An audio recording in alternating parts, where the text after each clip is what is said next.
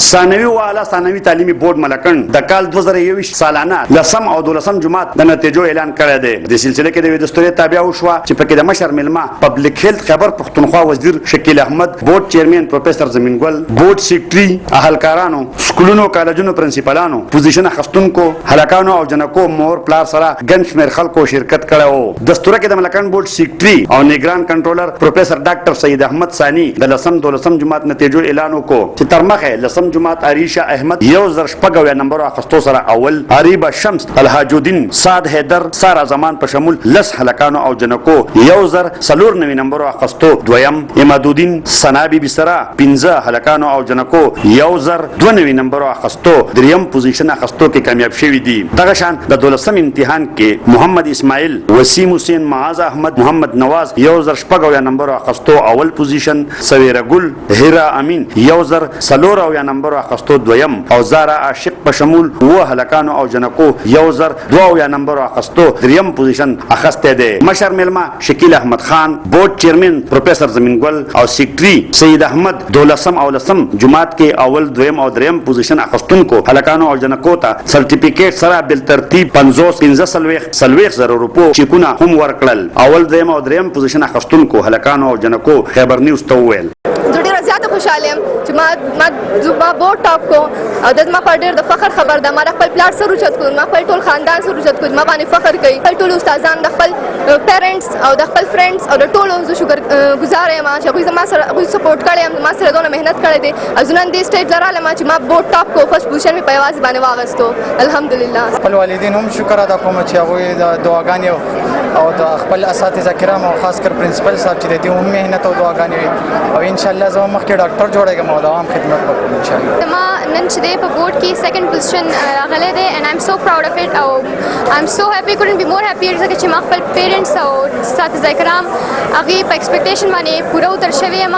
یزالحق بې زه د پردیر اوسېدونکی یم کومراټ او د جینیس میډل کالج نه ما د اف ایس سی وکړه 1072 تھرډ پوزیشن مې دی. چې کومه کامیابي حاصل کړه یعنې سیکنډ پوزیشن چې ما په بورډ کې کوم واغستو، ما د مور او پلار هغه دعاګانې دي ځکه چې کله هم د چا هغه خدمت کې د مور او پلار خدمت کې نو هغه به درته دعاګانې کوي.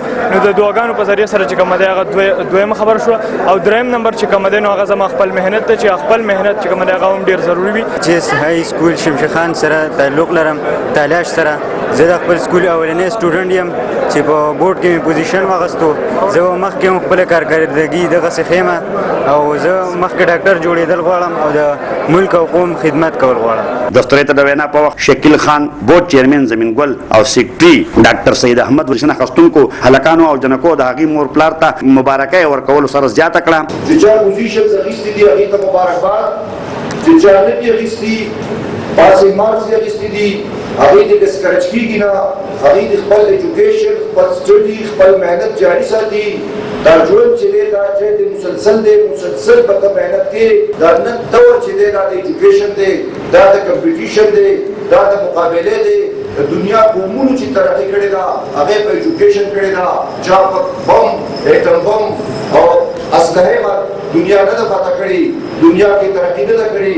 دنیا چې څومره سیولایز دنیا، ایډوانس دنیا چې موږ ګورو نو د هغې لیټرسي ریټ چې دی د هغې خواندګۍ شرح چې ده هغې ایجوکیشن سټنډرډ ایجوکیشن خپل قوم ته ورکړی دی.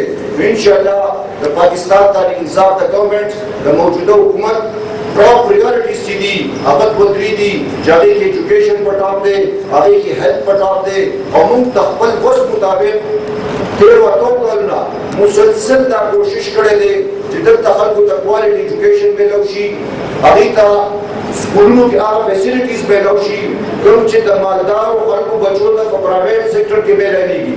میشن والي دیو باندې خلک ورته اوچتوي چې هغه دونه ډېرې نمبرې واخلي خو چې بیا ټسټ ته کېږي بیا نمبرې نشي اخیستی. نو دې سایډ باندې موږ ډېر کار شروع کړی دی.